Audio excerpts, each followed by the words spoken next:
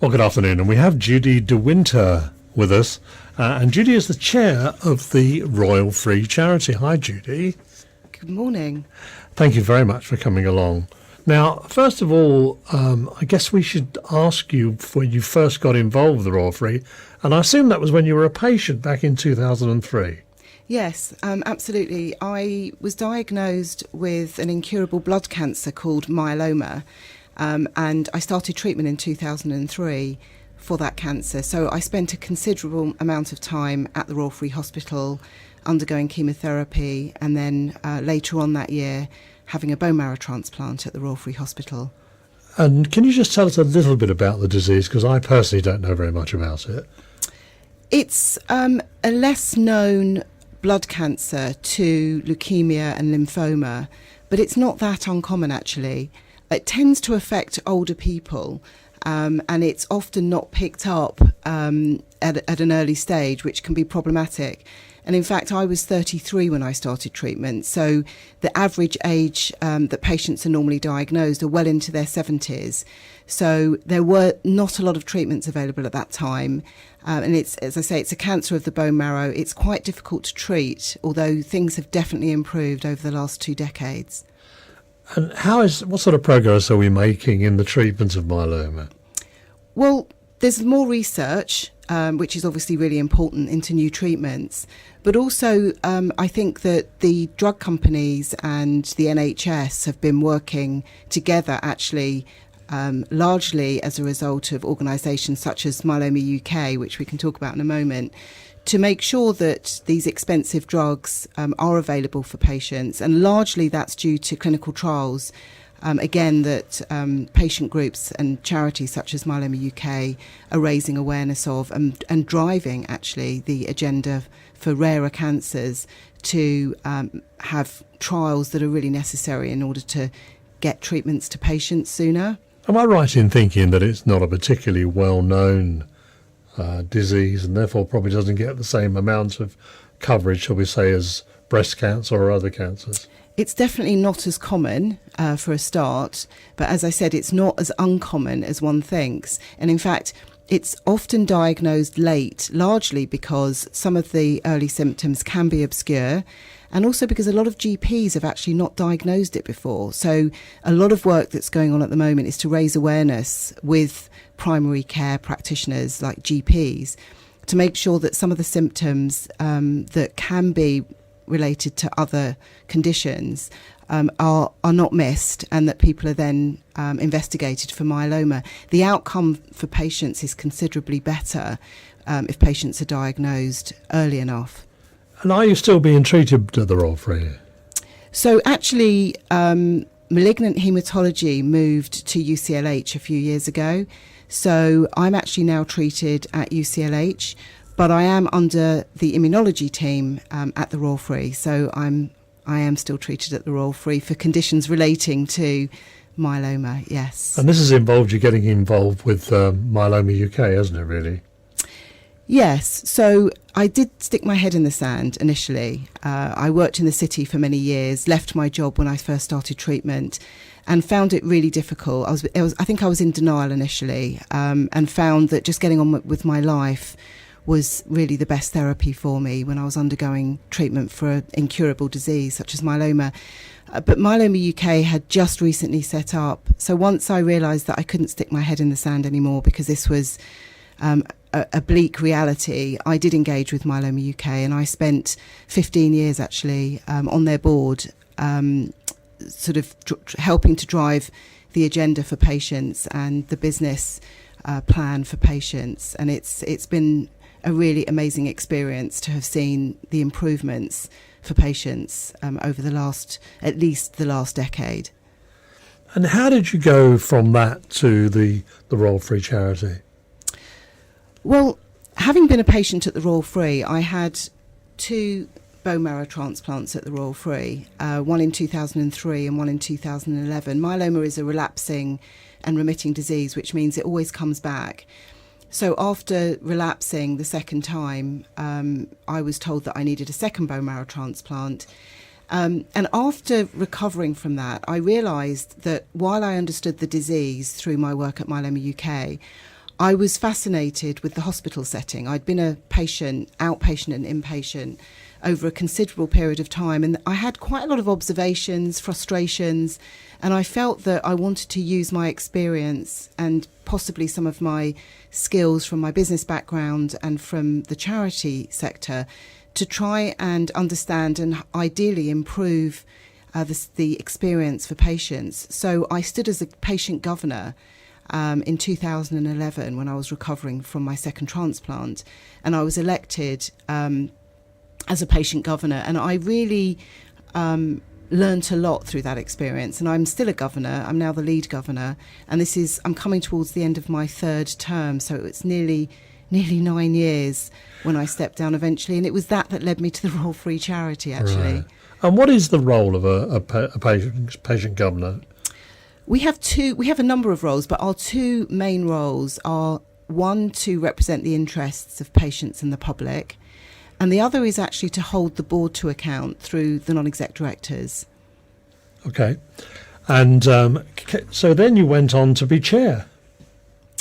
Of the Royal Free Charity. Yes. Yes. So I had some interaction with the Royal Free Charity, mainly the chief exec, Chris Burgess, through my governor role, actually. We ended up sitting on some committees together. And because I'd had quite a big fundraising sort of success at Myeloma UK, and also having led a charity from the board at Myeloma UK, I was interested, and I guess interesting, to the Royal Free Charity. So I was asked whether I wanted to put myself forward to join their board as a trustee. So I went through that process and became a trustee a couple of years ago. And then about 9 months ago, the chair of the Royal Free Charity stood down, and that opportunity came up. And there was obviously a process that involved external candidates. And I was appointed at the end of May 2019 as chair of the Royal Free Charity. And how often, I mean, it's quite an involved job, I do actually know that, but from a listener's point of view, how much involvement is there? What do you have to do? As chair of the Royal Free Charity, well, it is a non-executive role, so we don't have responsibility for the day-to-day running of the charity. I think when any new chair comes into an organisation, they want to take stock of, what's happened before them. I think being a chair, you have a different lens to being a trustee. So there was quite a lot of analysis that was needed. I undertook an audit with the chief exec to understand what was working well and perhaps what could be improved. And that work started pretty soon after I became chair. And we are now working on some of the recommendations that came out of that report. But the main ambition going forward is to step up the fundraising considerably. We think that there's a lot of opportunity to look at what the trust is doing, what the trust needs, and to support by launching quite a considerable fundraising campaign. But first we need to make sure that we're set up adequately to be able to deliver on that ambition. I guess the fundraising is a key part of it, there's no doubt about that. And you've been reasonably successful, I think, haven't you? Getting funds here, there and everywhere. And probably one of the examples is the Pears building, isn't it? So yes, the Pears building is one of the projects that I would say that the Royal Free Charity is most proud of, aside from our volunteer network, I would say. They're the two things that, certainly when I talk about what I'm most proud of, they're the two things right now that are really stand out for the charity. And the Pears building is actually the Institute of Immunity and Transplantation, and it's what was a building site that's fast becoming a really beautiful building that's being put up next to the Royal Free Hospital on Pond Street. And that's going to house, as I say, the Institute of Immunity and Transplantation, which is really about pioneering treatments that will be developed through having on one site patients, clinicians and research. And that's really something that's really important, translational research. And so the Pears Foundation, who are a local family, very successful family that have a foundation called the Pears Foundation, they wanted to support their local hospital and could see the opportunity through the IIT, as it's otherwise known, to really support this pioneering research. So they made a significant donation of £5 million to this capital project, which is hopefully by the end of this year, that's the plan, going to be opened. Oh, as quickly as that? Oh, fantastic. And how about other sort of hospitals like Barnet and Chase Farm? What kind of things have you got in? I mean, obviously with Chase Farm, there's been a huge rebuilding, which is now completed. But what other things have you got in mind for the future? What's the plan? So one of the main objectives of the Royal Free Charity going forward is to launch a very significant fundraising campaign. And as you know, the Royal Free London, as it's known, is a group of hospitals that consists of the Royal Free Hospital, Barnet Hospital and Chase Farm Hospital. And any fundraising campaign is going to incorporate all three hospitals. And obviously they have different populations, different needs, different strengths and different challenges. So the fundraising campaign is going to look at all those things on each of the hospital sites. And we are in the process of conducting what's known as a feasibility study to understand where donors' funds can best be focused. So we're right in the middle of that process at the moment. So what we'll end up with is a campaign which will include asks for money for different projects in each of the hospitals. And that's something that I'm really confident that we can deliver by taking advantage of the good work that's already taken place.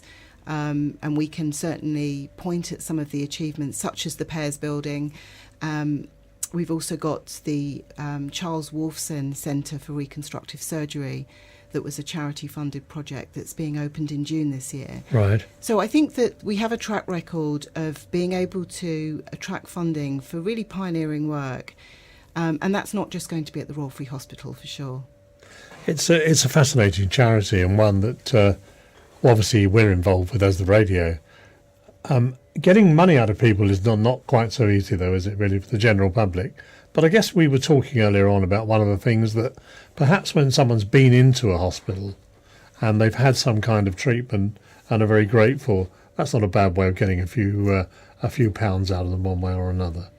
That's right, and actually that does happen. I think that part of the plans for the future is to organise that a little bit more structurally and formally. At the moment, it's the Royal Free Hospital and the Royal Free Trust as a group of hospitals have not typically been an organisation that has been shouting from the rooftops about some of its successes. And in order to raise money, you need to tell people what you do well as an organisation. I think the Royal Free Charity are going to help the Royal Free group of hospitals find a way of expressing some of the brilliance that's already going on, as well as the challenges, which we all know in the NHS. There are lots of challenges around resource and staff retention. So we're actually in the process through this campaign of making sure that we're clear about why the Royal Free. We do have patients that have fantastic experiences and want to give something back, and they're the grateful patients. And I think we need to provide a better platform so that they know what those things that need funding are, how their funds are going to be used, and also what the impact of some of the funds that we receive are. What's the outcome as a result of somebody giving a few £100 or a few £1,000 or a few £1 million to a project? Because again, that reporting back and letting people know what is the return on your investment is really important for other donors to come in and feel that their money is going to be well used. We're frequently mentioning machines and various other things that you're looking for that we try and get money for, but it's the big difference to a patient is phenomenal, and a small amount of money even. It all helps, it all goes into the same pot, and it becomes a really worthwhile charity. And I guess the other thing that we're looking for always are volunteers. Absolutely. I mean, our volunteers, we currently have approximately 800 volunteers. And the one thing that is very clear is that with an organisation such as a hospital, there are many, many things that are non-clinical that a volunteer can do. And we have some amazing volunteers that come with all sorts of experiences that they've brought through their life and through their careers. And they are invaluable to the trust. I mean, the trust, I know from my work as a governor, often refer to the volunteers as being invaluable. So yes, anyone that wants to, whether it's a few hours here and there or a bit more, please do consider becoming a volunteer and having a chat with a charity about that, because you'll be surprised. It's not just money, it's people's time is unbelievably valuable to the Royal Free group of hospitals and to the charity. So come and talk to us. I've actually interviewed quite a few of them, particularly at the Royal Free at Hampstead, and some fascinating people. One chap who used to be the manager of Ken Wood, with all this stuff that went on with the bands and orchestras and everything else, and he's not on his own. There are lots of people like that. But the lady that is in my mind is the one that stands in the main reception with a little jukebox and plays music and dances and holds a bucket, and she does rather well collecting. Yes, and I think, to me, walking around the hospital, some of the things that really stand out for me are some of the we've got poets in the area in Hampstead and surrounding areas. We've got people that come in and read to dementia patients. They'll make up poems as they're sitting with them.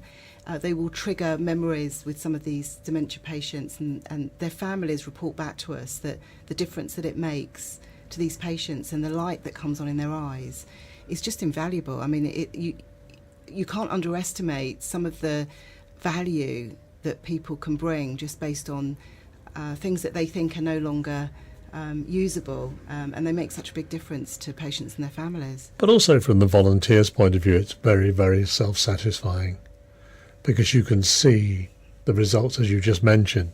That sparkle in the eye that comes back and little things like that. It's so valuable.